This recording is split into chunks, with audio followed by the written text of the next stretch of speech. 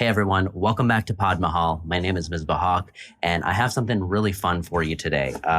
If you are looking for a low budget microphone that doesn't really sacrifice quality, I went ahead and ordered this for myself because I'm going to be using it on one of my shows.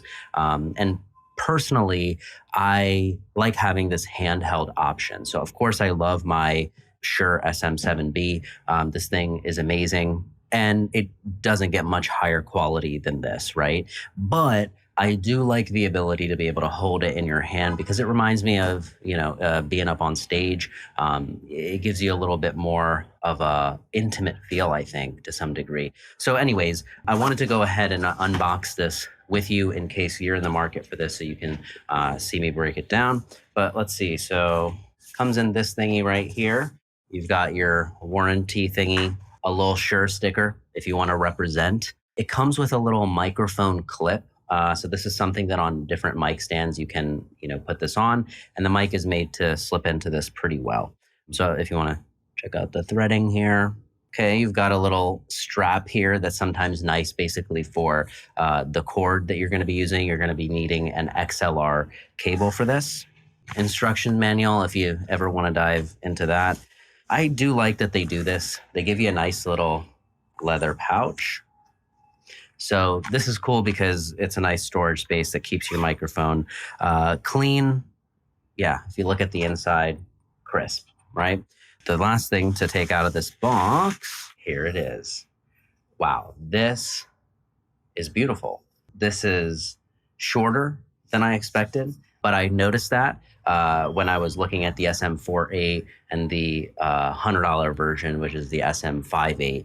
If you pay a little bit more, you are going to get a higher quality. It might cancel out more background noise and things of that nature. But a lot of people said they didn't really notice the difference, and this is really the next best one.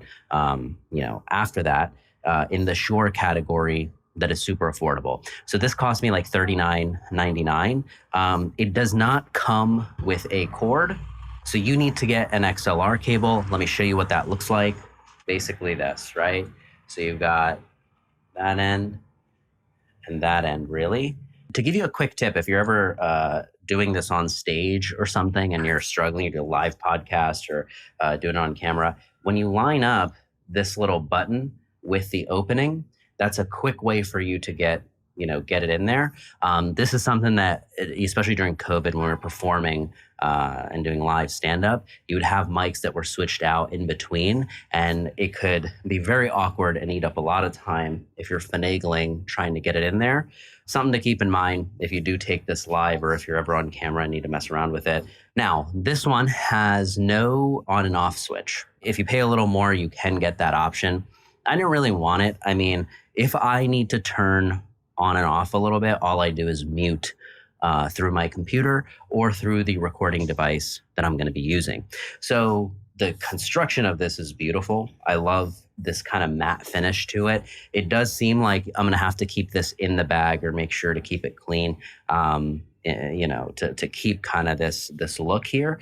But really what I like about this is that there's a handheld feature here, right? You can put this in a stand, of course, but this really gives it a conversational feel, especially if you're working with more than one guest. This style microphone is coming back a lot, for years. With microphones, I feel it's such a personal choice because there's, of course, the quality side of things that you want to preserve and you want the right fit technologically, but it's also a style thing, right? So some people love having the boom arm and, this Shure SM7B looking microphone. Some people like the handheld. Some people don't really care. And maybe you'll like the Blue Yeti that's a little bit, thicker and built a little differently. There's so many options out there. But for those of you who are looking for something that's handheld or that easily goes into like a tabletop stand or something like that, I think this is solid. The reason I like Shure is because it's a trusted brand. There are so many microphones available, especially budget-friendly ones, both that are USB that connect directly into your computer, which you'll be needing if you're doing remote interviews and things like that, or recording directly into like GarageBand or Adobe or something like that. But if you're looking for a microphone that's going to be very versatile and it'll last you a long time, this is definitely one. Now, because it has this end, traditionally what you would use this mic with is some sort of external recording device like the Zoom H6. Okay. So this is made so that you can record up to 4 channels. You hook it right into, any one of these and you're good to go, right? I can start recording from there. Now, the difference is after this, I would have to upload it into my computer, right? Versus if you are doing a remote interview or you're recording directly into your computer, you want to also use this for, let's say, Zoom meetings and calls and things like that.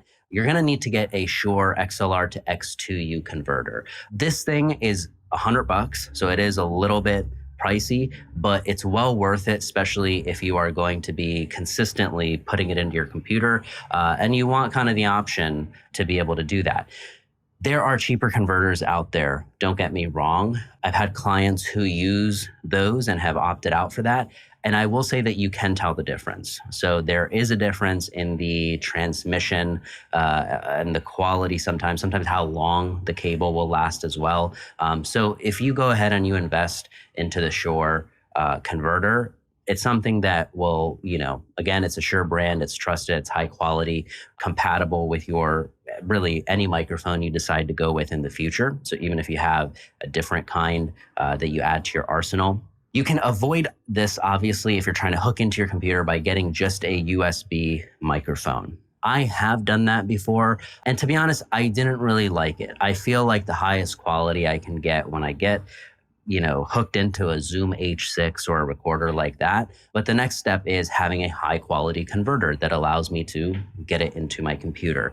I also wanted the option, because I do live performance and stuff, to be able to take this and if I'm putting on a show or something like that, I can, hook this directly into an amp and you're good to go as well. So I've had something like the Blue Yeti before, for example, where that only goes into your laptop or your desktop or whatever. So when I wanted to hook it into my Zoom H6, it annoyed me that that option wasn't there. So anyways, if you're looking for a low budget microphone, this is a really solid choice, because this plus the cable, you can probably get for under $50.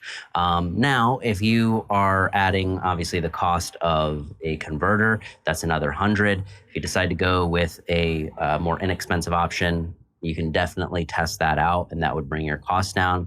And again, there are USB mics that are out there that you can look into, but I personally love just the pure aesthetic of this, the look, the feel. And I don't doubt for 1 second that the quality of recording here is going to be awesome. Maybe I'll come back and do another follow-up video when I've done a couple recordings through this. What's up, guys? My name is Misbah. Welcome to Pod Mahal. What's really crazy, while I'm recording this, there's actually a jackhammer going on outside, and my window's open, so the noise is coming in very loudly. But I think the mic in and of itself is doing a great job, actually, keeping it out.